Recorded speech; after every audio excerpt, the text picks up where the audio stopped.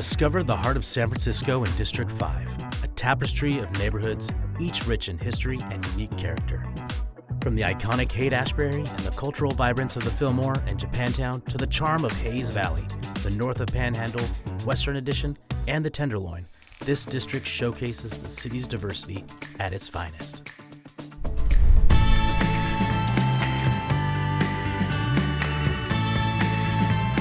I'm Christin Evans. I'm a resident and small business owner here in the historic Haight Ashbury neighborhood.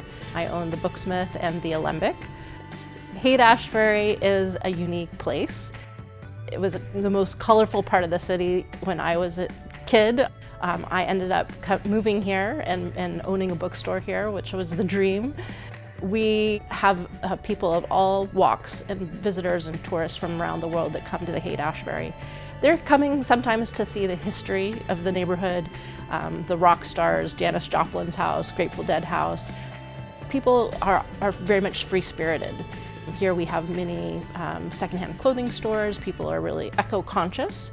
And so we have people that are enjoying the vibrancy of the street. And it's as much a place to shop as it is a place to also people watch. So while you're doing that, stop, have some lunch. We have Dragon Eats, which is a fun banh mi restaurant. Cha Cha Cha is a neighborhood classic. They have a place right next door that is Cuban, Puerto Rican style food called Parada 22. That's really yummy. I could go on about all the really great, delicious places to try in the Haight. I'm part of the Haight Ashbury Merchants Association, and we work on really promoting our corridor as a destination. People don't just come to Haight Street to one destination. They come and they visit 3 or 4 different places when they come to visit. So if we have vacancies, we have fewer reasons why people are coming to the street. We had 21 vacancies going into the pandemic. That increased to 32 during the pandemic. And so one of the things that we had been advocating for was a storefront vacancy tax. So voters passed Prop D, and that has really reduced the number of vacancies. We've gone from 32 down to 14. You should definitely come to the Haight Ashbury, enjoy our beautiful weather, get a meal on Haight Street, shop at our beautiful boutiques. District 5 is proud to feature a network of slow and safe streets that connect our neighborhoods. Page Street stands out as a shining example, now bustling with bikers and pedestrians and recognized as the city's most successful slow street. Initiatives like the Golden Gate Greenway and Car-Free Hayes have also turned previously traffic-heavy areas into safe, welcoming spaces for walking and biking.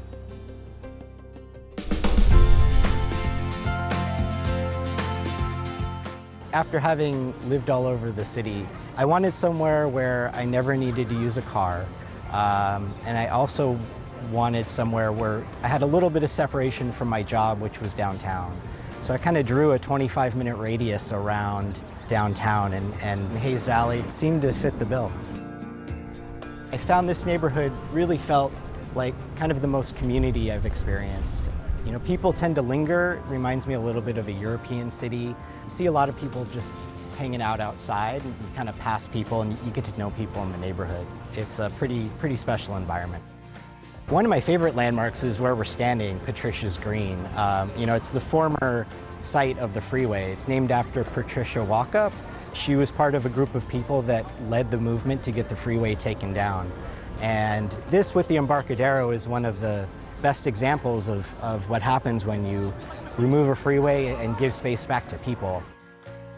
There's tons of places to shop and eat, pretty much something for everybody here.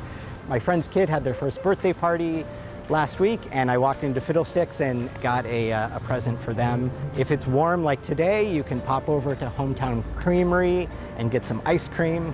Another favorite is Mercury Cafe, which is a few blocks down Octavia. And another favorite is Hayes Valley Bakeworks, where they not only have like incredible baked goods and breakfast and sandwiches, but they employ and train at-risk and disabled people. So there's a real social angle to what they do.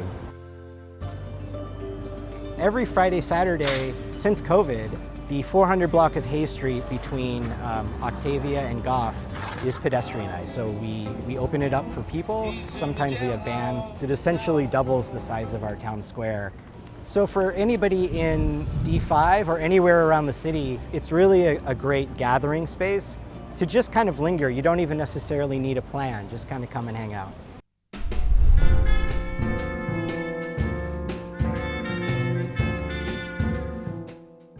The Fillmore, at the heart of District 5, remains one of San Francisco's historic Black neighborhoods. After enduring challenges like redevelopment and displacement, the community is experiencing a resurgence, with new businesses bringing fresh life and vibrancy to the area in recent years. I'm Ericka Scott, and we are here at Honey Art Studio. I grew up here in the neighborhood, and I feel really fortunate to have my business here. We are a multi-purpose place. We teach art classes, and we also have live entertainment and community meetings. It's a private event space.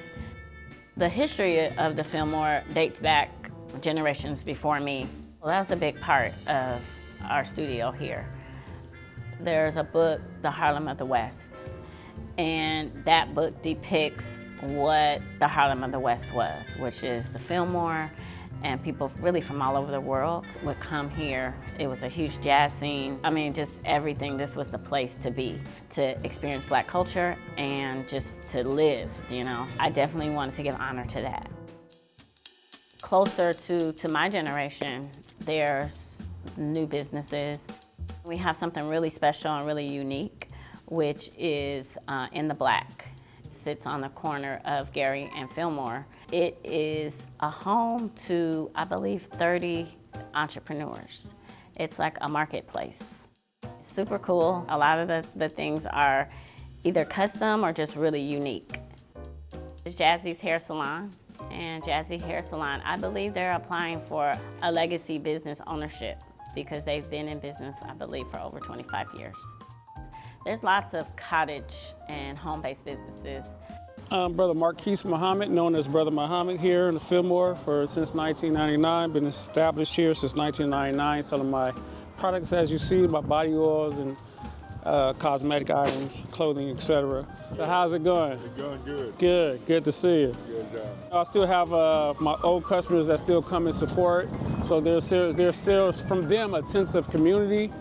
We have little remnants of that old, I call it the old vibe here. So come visit the Fillmore. It's the famous jazz district, and we still have elements of that. You want to come and experience it.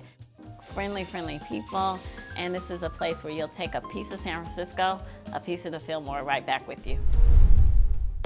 Since the redistricting in 2022, the Tenderloin has become part of District 5, introducing a vibrant new community to the district. The Tenderloin is rich in history, with unique landmarks like Veterans Alley, which was renamed from Shannon Street to honor the mural project started by Amos Gregory. What began as a blighted alley is now a meaningful gathering place where veterans express themselves through art and connect with one another. The neighborhood also boasts the Tenderloin Museum, offering incredible programs that highlight the area's cultural and historical significance. So the Tenderloin Museum has a permanent collection about the history of the neighborhood. And we also have a community art gallery featuring Tenderloin artists and other artists like working on projects in the neighborhood. We've really become known for having historically inspired arts programs, and that's something that makes us very unique. We're currently producing a play about the Compton's cafeteria riot. You know, we strive to work with as many neighbors and neighboring organizations as possible to create really diverse programming for a diverse neighborhood. Tenderloin's an incredibly close-knit community.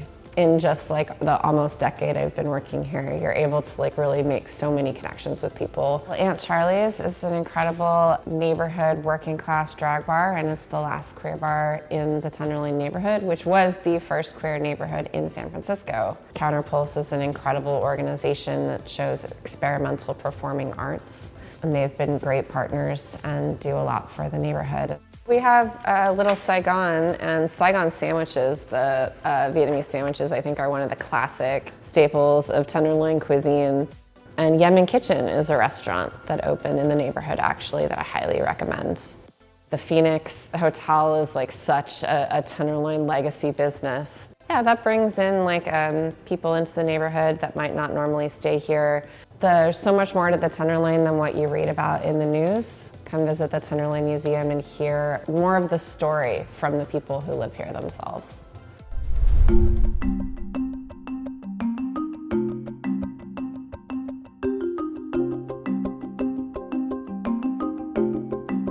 Probably the most unique feature in Japantown is the Peace Pagoda, which was built as part of the Japan Trade Center. The other is the Japan Center itself. You know, it's the oldest indoor shopping mall in San Francisco. It was built in the late 1960s.